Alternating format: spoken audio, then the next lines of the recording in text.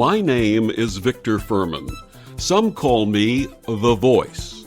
I've always been fascinated with human nature, spirituality, science, and the crossroads at which they meet.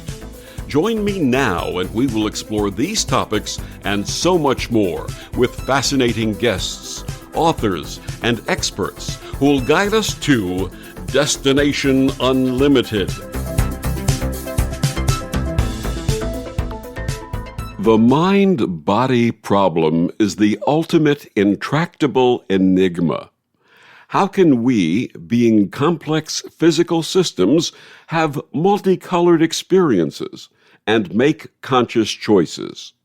My guest this week on Destination Unlimited, Peter Ells, has a long-standing interest in the hard problem of consciousness, specifically in explaining in a manner compatible with science the facts that we have qualitative experiences, such as pains or the taste of wine, and are moreover free agents.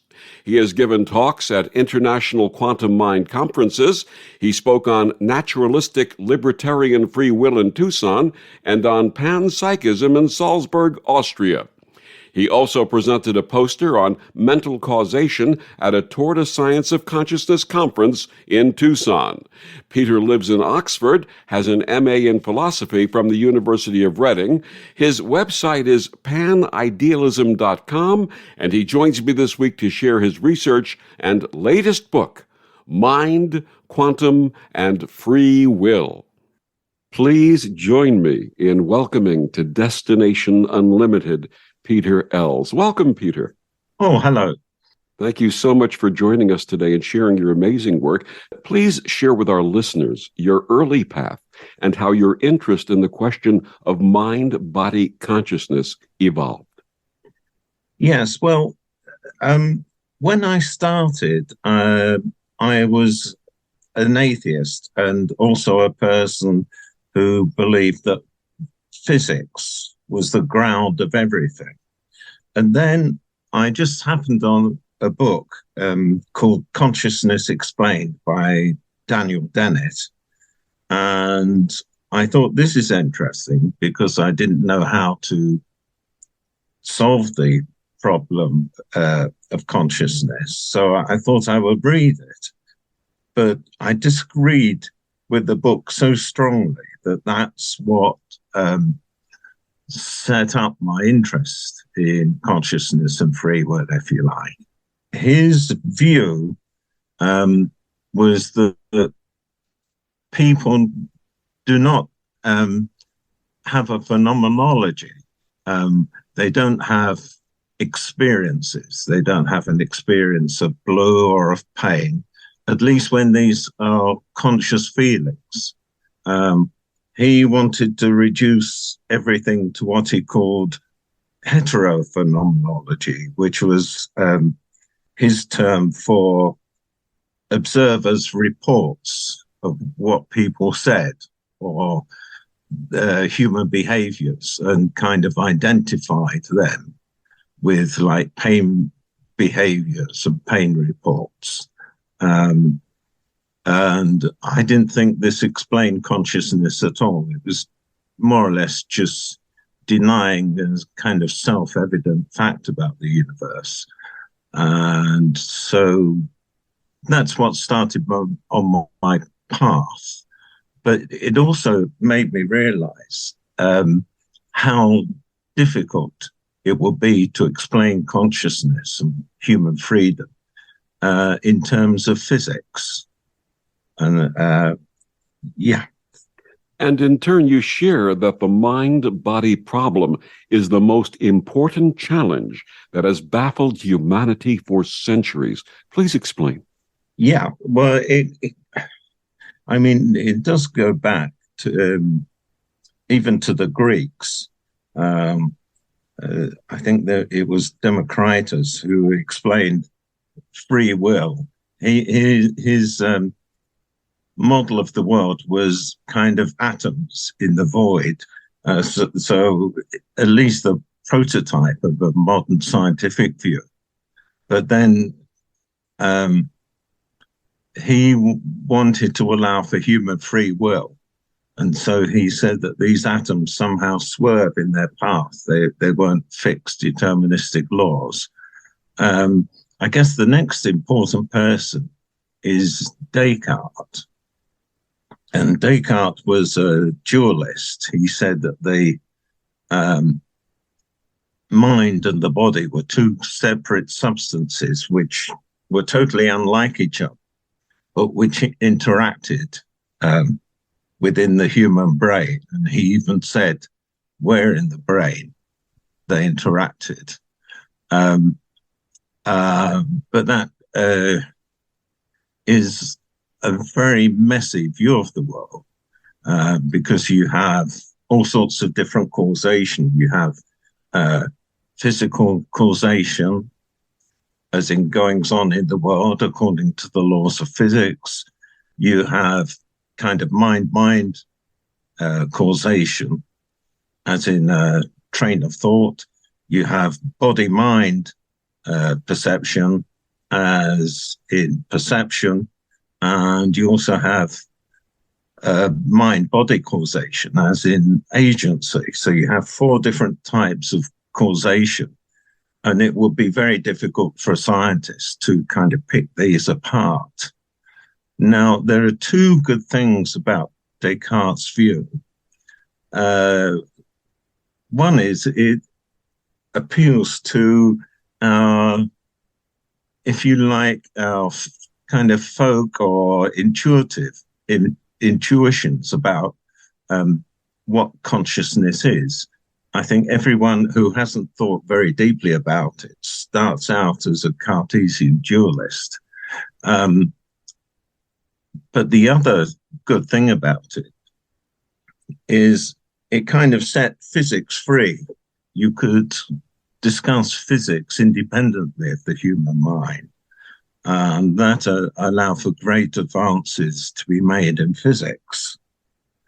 Then in this century, you've had, well, throughout the 20th and 21st centuries, you had intense interest, academic interest in philosophy of mind and how to solve this problem. And no one's come up with a good solution. And of course, I think my solution has many benefits. And Descartes also was famous for saying, I think, therefore I am. That consciousness was really part of existence, or the justification of existence. That's right. And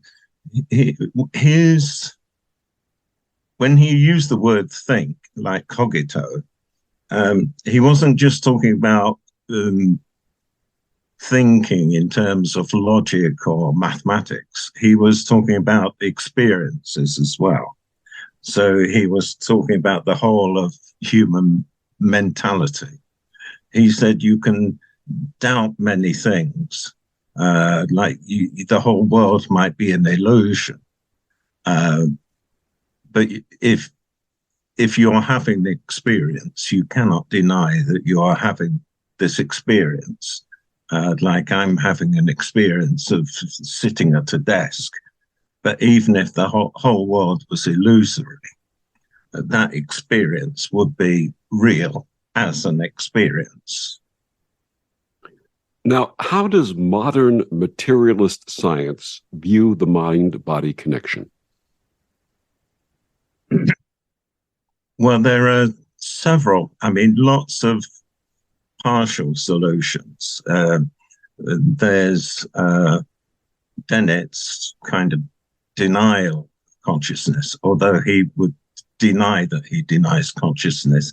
He would just saying he's redefining it scientifically, and that everyone who doesn't agree with him is deluded. The strongest scientific position is that of identity theory, which is that mind is somehow identical to some state or some goings on within the human brain. But that leaves an explanatory gap. You would think that brains behave according to exactly the same laws of physics as any other system in the world. They're a lot more complicated, but that's about it. Would you say that scientists haven't proven that mental states cannot exist without being grounded in underlying physical states? No, I mean, a lot of them believe they have, but a lot of many scientists are what we call physicalists. They believe everything is grounded in physics. And you can do an awful lot of physics perfectly well without under this assumption, but it leads to real problems when it comes to the mind-body problem. So they haven't proven that, and I don't even believe it's true. Have they gotten any closer to an understanding? I not in my view. My view is that the mind-body problem is not even a scientific problem. It's a philosophical problem. It's you can't do a scientific test to prove it one way or another. But it is, having said that, it is important that any solution that you give, any philosophical solution you give, is consistent with modern physics. Most of our listeners are familiar with Plato's allegory of the cave, and for those who are not, that was Plato's position that if people were chained in a cave with a light behind them and all they could see was the activity of puppeteers who were behind that, and reflected as shadows on a wall, that would be their understanding of existence. Are most of us trapped in something akin to that? I think so. I think where it comes in my book is, I don't know if you know, there's a kind of woodcut that's relevant to this. It's a very popular one of this kind of medieval character who is wandering about in the countryside, and he kind of peers through the sphere of the heavens and looks at all the mechanisms behind it. Do you know that woodcut? It's quite familiar. No, I'm not familiar with it. Okay, no. But he sees it as kind of gear wheels and cogs.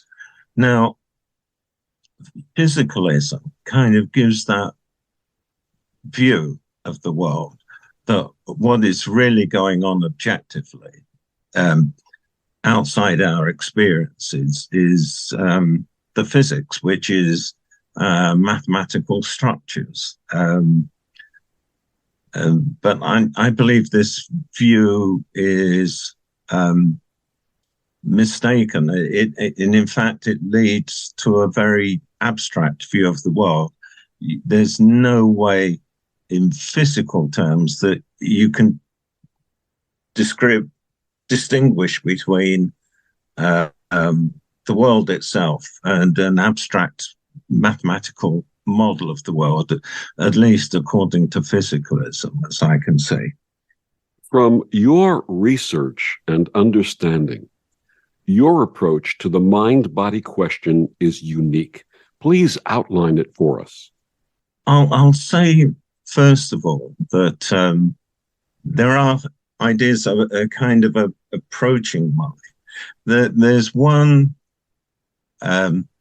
strand of my belief, which is panpsychism, which is the idea that mind is everywhere in the universe. And, even down to elementary particles, atoms, and molecules, they would have some sort of mentality. They would have some percept of their surroundings, and they would have some agency. And that is not believed by many scientists, but it's believed by, I would say, about something like 5% of the philosophers who are interested in the mind-body problem. And that panpsychism is gradually becoming more and more popular over recent years. The other strand of my view is idealism, which is the ground level of existence isn't physics, it is mind, and that the universe consists of agents, which are things that can experience the world and interact according to those experiences. And very few people are idealists these days. At the beginning of the 20th century, or the end of the 19th century, many philosophers were idealists. And then, fairly ironically, with the coming of quantum mechanics about the same time, everyone became a physicalist. Now, hardly everyone is an idealist to say that everything is grounded in mind, but it does solve an awful lot of problems. Give us a little more. Let's go back to panpsychism for a minute, or psychism. Give us a little more on that. It's the idea. I mean, one of the problems with physicalism, the usual version, which says that consciousness is restricted to human brains, is that if you're a physicalist, then you should give a principled description in physical terms as to the boundary between experiencing and non-experiencing portions of the universe. And nobody who's a kind of ordinary physicalist has managed to do that. They often say that consciousness arises in brains, but they don't explain why. And if they're going to maintain that position, they should give some logical reason why this is so. And so physicalists don't. They're just very confident. With reference to psychism, though, I'll give you an example of something that happened in my life that I have no explanation for. In 1975, I was stationed in Korea in the United States Air Force. And one morning, I had this message in my head. I don't know where it came from, but the sense that there was something wrong with my mother back in New York. I had no reason to know that or to have any belief in that. Yes. And yet this was so permeating in my consciousness at that time that I had to call her. And I called her, and my sister, who was with her at the house on an extension phone, picking up at the same time. And I said, "Mom, what's wrong?" And my sister said, "Oh, my goodness, how did he find out?" It turned out she was scheduled to go in for major surgery the next day. And immediately I had the sense that to tell her that the surgery would be a complete success, she'd have a full recovery, and that everything would be fine. And it was very reassuring for her to hear that. Where did I get that information from? I don't know. I can't explain that. I mean, one thing is it could be a coincidence. But then if you want to get, if you think it is a genuine thing. A synchronicity. Yes. I think the question that I'm asking is, if my mother's mentality, whatever she was thinking, was free floating, it was out there, wherever it might be, and my consciousness intersected with that and was able to pull that information in because it was important for that to take place. Yeah. I mean, in my book and in what I discuss, I wouldn't know how to explain that. I do talk about quantum mechanics, the fact that our universe is non-local, and that under certain very specific circumstances, things at one region A can influence what's going on at other regions B, even though they're space-like separated, even though not even light could get between them. That doesn't hold any explanations for events such as you describe. So the concept of panpsychism would not apply there. It wouldn't be particularly relevant, I don't think. Okay, I understand. Thank you. My guest is Peter Ells. His book, Mind, Quantum, and Free Will, The Birth of Physics in the Sensuous Cosmos. Peter, please tell our listeners where they can get your book and find out more about you and your fascinating work. Okay, well, you can get it from the publisher's website, or the easier way probably is to get it from Amazon. It's available around the world from Amazon. Luckily, I have an unusual name. My surname is spelled Ells, so like Ellis without the letter I. So you'd be able to find me very quickly on Amazon.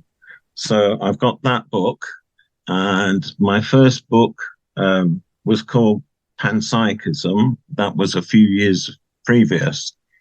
And that I hadn't integrated the theory that I was developing well enough with the physics. And that's what my new book, Mind, Quantum, Free Will, does. And your website, sir? Yes, my website is pan-idealism.com. And then as one of the headers, you can go to publications and you'll find my books listed there. And we'll be back with more of Peter Ells on Mind, Quantum, and Free Will after these words on the OMTimes Radio Network. The cutting edge of conscious radio, OMTimes Radio, IOM FM. OMTimes Magazine is one of the leading online content providers of positivity, wellness, and personal empowerment. A philanthropic organization, their net proceeds are funneled to support worldwide charity initiatives via Humanity Healing International. Through their commitment to creating community and providing conscious content, they aspire to uplift humanity on a global scale. OMTimes, co-creating a more conscious lifestyle. Hello, I'm Sandy Sedgbeer, host of OMTimes Magazine's flagship radio show, What is Going On? My passion is sifting through information, research, and innovations from New Thought teachers, speakers, and researchers pushing back the boundaries of what we know about life, energy, metaphysics, and the universe. I love shifting perceptions about who we are, why we're here, and how quickly impossible becomes normal when we open our minds, expand our awareness, and accept that the only limits that exist are those we place upon ourselves. So if you're the kind of forward-thinking, eager investigator of what lies beyond the current reality that most perceive, why not make a date to come play with me in the field of possibilities at 4 p.m. Pacific Time, 7 p.m. Eastern Time every Thursday, and together we can discover what's really going on. If I could be you, and you could be me, for just 1 hour, if you could find a way to get inside each other's mind, walk a mile in my shoes. Walk a mile in my shoes. Walk a mile in my shoes. We've all felt left out. And for some, that feeling lasts more than a moment. We can change that. Learn how at belongingbeginswithus.org. Brought to you by the Ad Council. Walk a mile in my shoes. So I'm a cat, and I just moved in with this new human. And she's got this little toy she's always playing with, all day long. Tap, tap, tap, tap, bloop, bloop. She can't put it down. There it is. Oh, and get this. She even talks to it. Last week, she asked it for Chinese, and guess what? Egg rolls showed up. Like magic. Humans have cool toys. A person is the best thing to happen to a shelter pet. Be that person. Adopt. Brought to you by the Ad Council and the ShelterPetProject.org. What is dedication? I am the father of a 9-year-old little girl and a 6-year-old little boy. And I find fatherhood both relentlessly challenging and relentlessly rewarding. My daughter is biological and my son is adopted. I love them both so much. From the morning when you wake up to putting them to bed at night and every moment in between, it really is so special, and boy, is it exhausting. One thing that I fear about being a parent is the future for my children. I think a parent's job is to protect our children, but also prepare them for the world so they become good, kind human beings. But I'm also hopeful that the future holds a more inclusive and compassionate world for them. That's dedication. Find out more at fatherhood.gov. Brought to you by the U.S. Department of Health and Human Services and the Ad Council.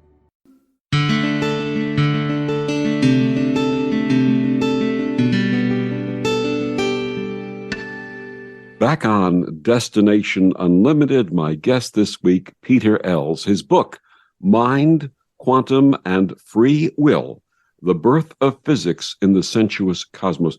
Peter, please tell our listeners how your book is formatted, what they'll find. Okay, the book is in 3 parts. It's quite a substantial book. It's about 400 pages long, not including all the references at the back. Part 1 is a discussion of the mind-body problem and why it's proved so difficult for scientists to deal with this problem. And then part 2 is because I want to link the theory to physics. So part 2 is about sort of undergraduate level physics, latest physical theories. I say a little about Newton's theory, special relativity. I do fairly thoroughly. General relativity, I just give a mention. And then I do a bit about quantum mechanics. And in part 2, I give a talk about sort of disputes within quantum mechanics. Quantum mechanics is an unusual theory in that it has many, many interpretations and different ways of understanding the theory. And these interpretations kind of give the same answers. There's no dispute about the accuracy of the predictions quantum mechanics makes, but it's how you understand it. And I kind of give a defense of Einstein and Schrödinger against the dominant theory or the dominant interpretation of quantum mechanics, which was the Copenhagen interpretation led by Niels Bohr. And I kind of criticize him quite strongly. And the conclusion I come to by the end of part 2 is that the interpretation of quantum mechanics we should use is one in which the wave function of quantum mechanics really does collapse. And there are several interpretations which satisfy this criteria. It's paradoxical because these interpretations don't involve mind in the physics at all. But the reason for me choosing these interpretations is that I don't want mind to appear in the physics because I want to explain physics in terms of mind. And so mind appears at the base level underneath the physics and doesn't appear in the physics at all.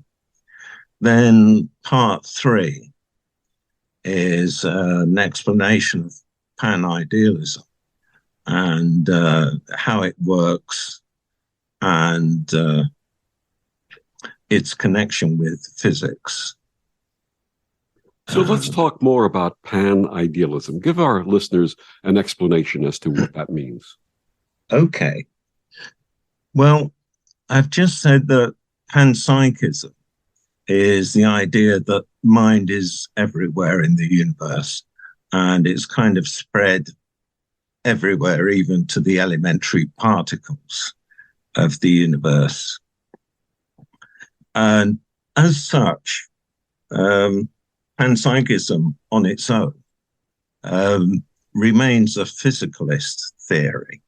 It's saying that everything is physical, but you have these mental properties as well.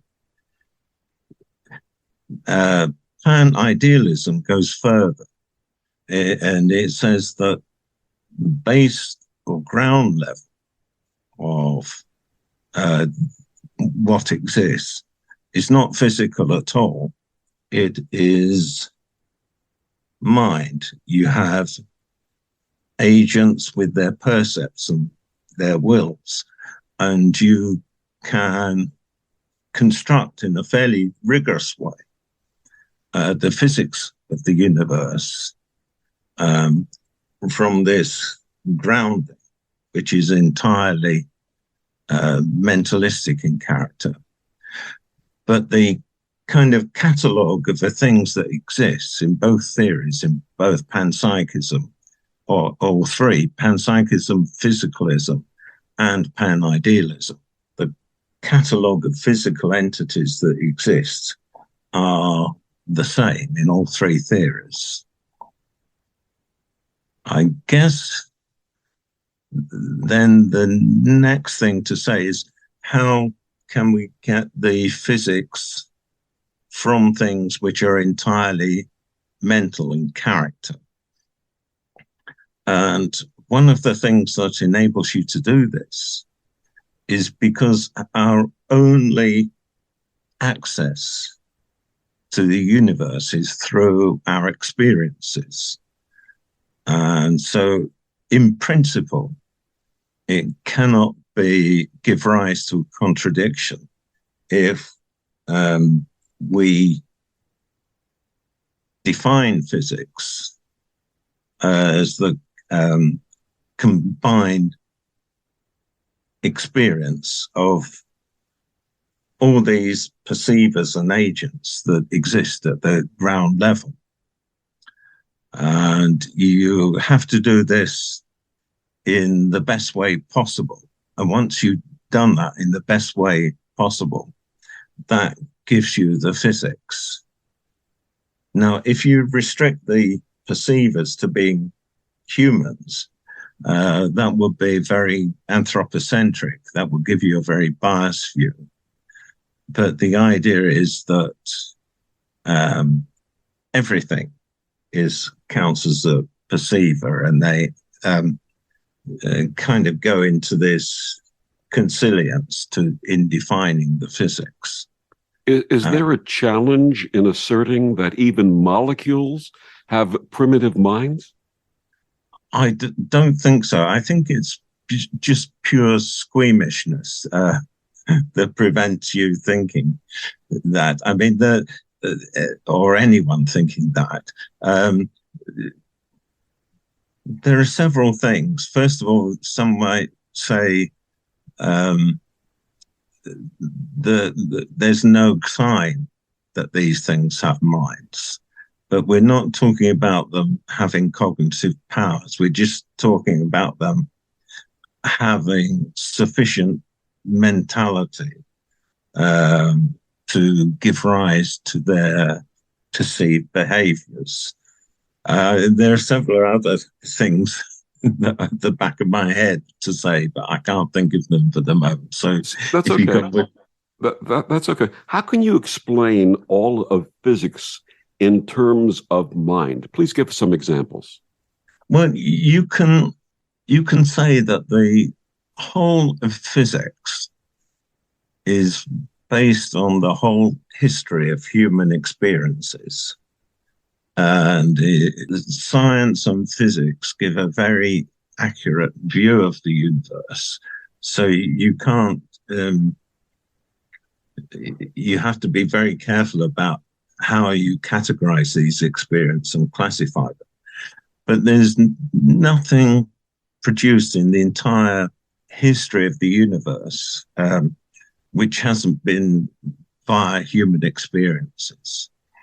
And scientists and humans are just a few among many experiences.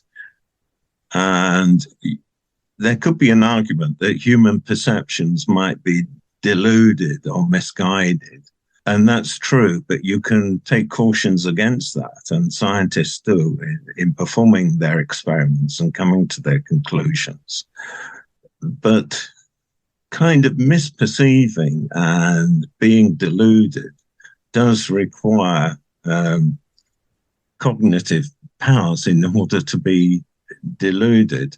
And the argument would be that the very simple entities are too simple. They can't think, they can't become deluded. And so they would give an unbiased contribution to the perception of the world. If there were an alien race of beings that had a completely different functioning, say they were pure energy forms without body, how would you explain to them the human condition? I'll go off and answer a slightly different question. I'll answer a question about free will, because in my position, everything is the only form of causation in pan-idealism is agency and free agency. And free agency amounting to free will only exists in humans and some higher forms of creatures on Earth, and perhaps in some alien creatures, who knows. And the question is, how do these agents achieve their goals? Now, I have, in the third part of my book, I have a dynamic which explains how these agents kind of try to achieve goals, and they're in competition with each other, if you like. And what happens is that each agent, it only has limited knowledge of what the other agents are doing. It knows perhaps what they're likely to do. So it goes on, makes its proposed action, if you like. Now, some of these attempted actions succeed and some of them fail. And I can give a rule in physical terms as to which agents succeed and which agents fail. So you have agents with will, agents with wills, and they compete with each other. Some succeed and some fail in attaining their immediate goals. That gives rise to a new sequence of agents, and they go on. It's a process view of the universe where the universe is fixed up to the present moment, and then it gradually comes into existence. The future only exists as possibilities, and depending on the acts of these conflicting agents. Just give us a definition. What is your definition of free will? I'm a follower of Robert Kay, and he said there are three things about free will. First of all, there's alternate possibilities. You must have choices to do this or that, even given your identical physical state. Your physical brain state doesn't determine what you do. The other thing is self-forming actions, that you by your history of previous actions, you kind of have chosen your current brain state, and therefore, say you're in a situation where you're required to act charitably. Your current brain state will give the probability that you will decide to act charitably.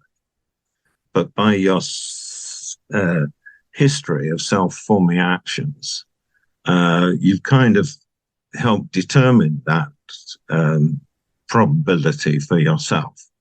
And therefore, the third thing is ultimate responsibility, that you have free will, because you have ultimate responsibility for this chain of self-forming actions, and hence for the probability P that you'll act charitably.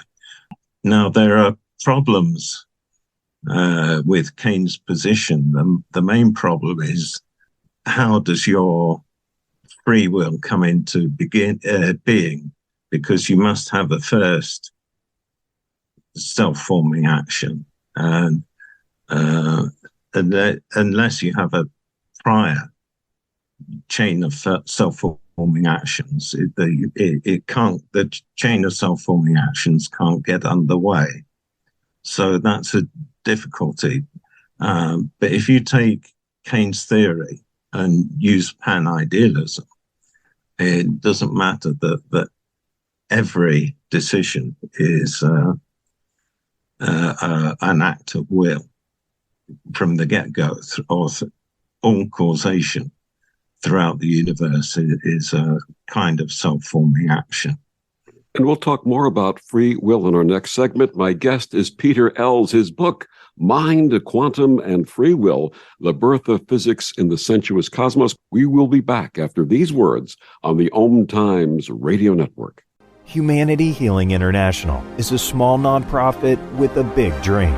Since 2007, HHI has been working tirelessly to bring help to communities with little or no hope. Our projects are not broad mandates, nor are they overnight solutions, but they bring the reassurance that no one is alone and that someone cares. To learn more, please visit humanityhealing.org. Humanity Healing is where your heart is. Imagine yourself being transported to India, to the banks of the Ganga and an ashram in Rishikesh. Visualize that you are welcome to satsang with an American sannyasi who shares the wisdom of her guru. Your visualization has manifested. Join Sattvi Bhagawati Saraswati for inspiration and transformation every Thursday at 11 a.m. Eastern on OMTimes Radio. Hey, Dad, your prescription will be ready in just a minute. Hey, Dad, your laundry will be ready in just a minute. Dad, your lunch will be ready in just a minute. Hey, honey, why don't you take a minute? When you help care for a loved one, you give them as much time as you can, making sure they're safe and comfortable. But it's just as important that you take some time for yourself. At AARP, we can help with information and useful tips on how you can maintain a healthy life balance, care for your own physical and mental well-being, and manage the challenges of caring for a loved one. Because the better care you take of yourself, the better care you can provide for your loved one. Thanks, Dad. Thank you. You're there for them. We're here for you. Find free care guides to support you and your loved one at aarp.org/caregiving. That's aarp.org/caregiving. A public service announcement brought to you by AARP and the Ad Council.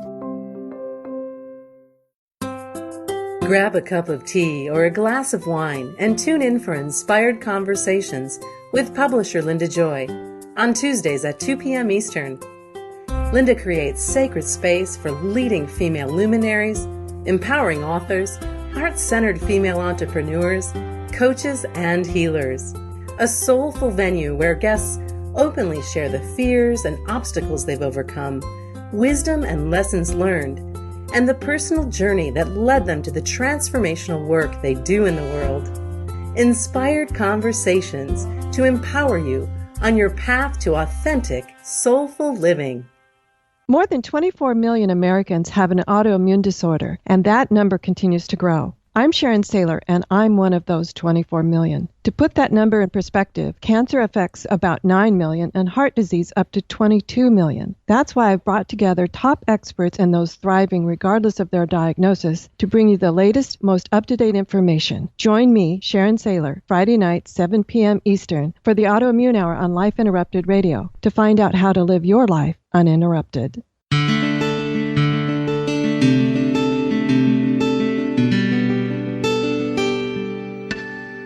Back on Destination Unlimited, my guest this week is Peter Ells. His book, Mind, Quantum, and Free Will, the Birth of Physics in the Sensuous Cosmos.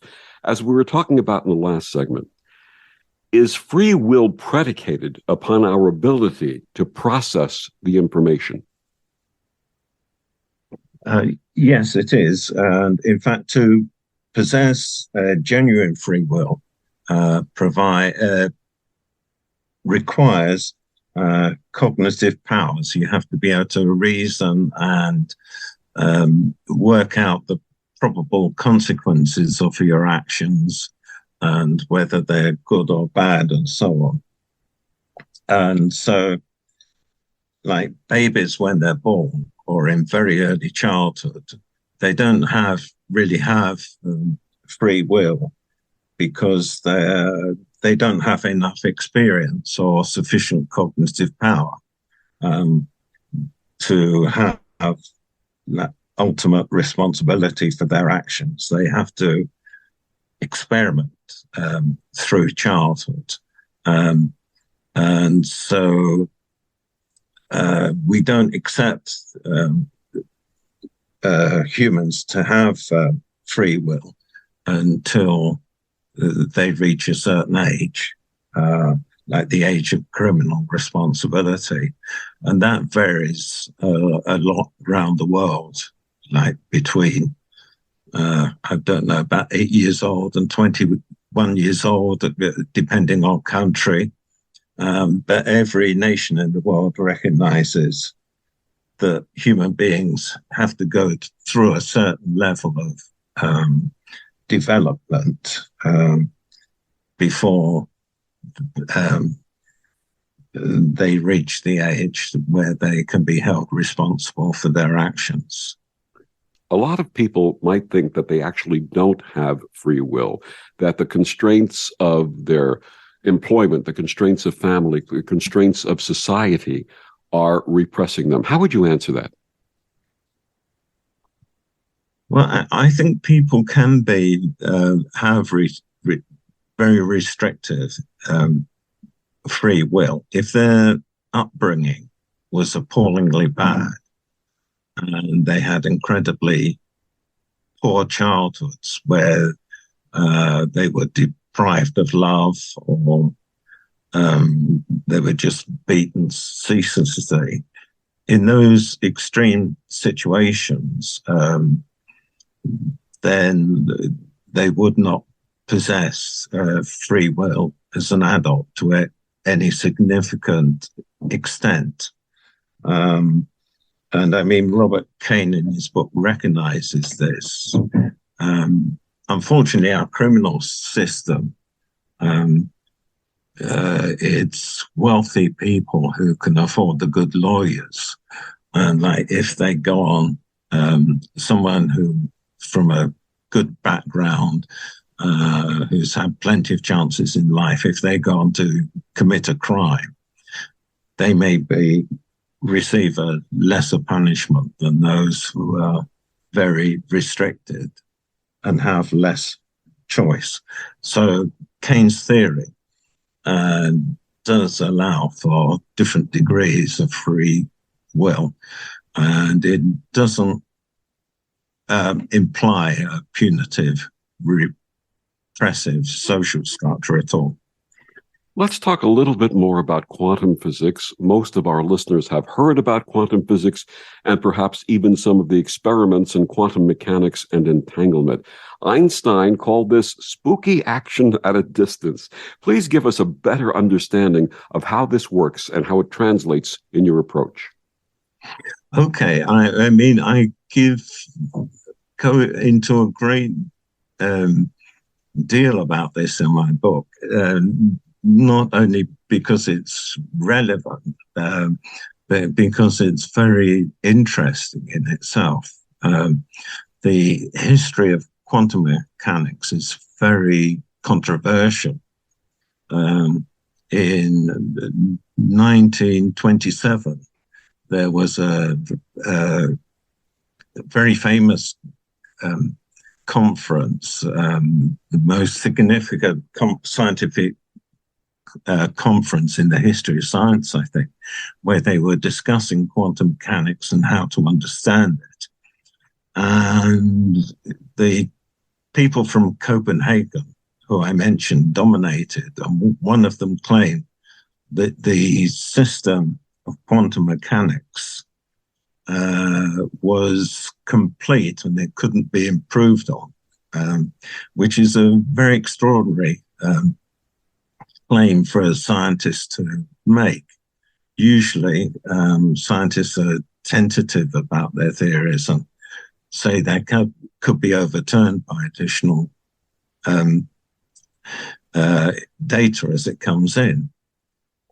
Now, Einstein didn't like this at all, and in the mid-30s, he got together with two other scientists, and they came up with a particular experiment. It wasn't very practical. It was kind of a thought experiment, which involved a particular form of entanglement. They didn't even name it. But Einstein came to the conclusion that quantum mechanics was either incomplete or non-local. Now, nobody at the time thought that any theory of physics was non-local. And so Einstein reached the conclusion that quantum mechanics was incomplete. Then, in response to that paper, Schrödinger, whose equation is the driving equation of quantum mechanics, he actually generalized Einstein's particular case of entanglement, showed that it was happening all the time. Entanglement was going on. Schrödinger didn't like the current theory of quantum mechanics, and he gave no fewer than 3 responses to Einstein's paper. And in one of them is Schrödinger's famous cat. But people tend to concentrate on the cat, but tend to ignore the huge other work, the many other things he said. So then we come to, I think it's the 1960s. There's a physicist called John Bell, who was actually able to put this concept of entanglement into a thing that could make an experimental prediction. He came up with this thing called Bell's inequality, where if Bell's inequality was broken, the universe couldn't be local. As I told you very early on, I think it was in part 1, things going on in one part of the universe could instantly influence things going on somewhere else, space-like separated. And of course, Einstein, because of this space-like separation, that's why he called it spooky. It would involve faster than light travel. And then it was only in 1980 that, or in the 1980s, that a team of scientists led by a French guy called Alain Aspect and a whole team was able to do the experiment and show that Bell's inequality was broken, and that indeed our universe is non-local. So there was this huge distance in time between 1927, quantum mechanics declared complete, 1930s, that Einstein produced his first example of entanglement, and then only in 1980 was the experiment actually done? And that's it. So I've got that all that in part 2 of my book, and I go back to the original papers. His book is entitled Mind, Quantum, and Free Will, The Birth of Physics in the Sensuous Cosmos. Peter Ells, one more time, please tell our listeners where they can get your book and find out more about you and this amazing work. Okay. You can buy it on Amazon worldwide. It's in 2 versions. There's an ebook and a printed book.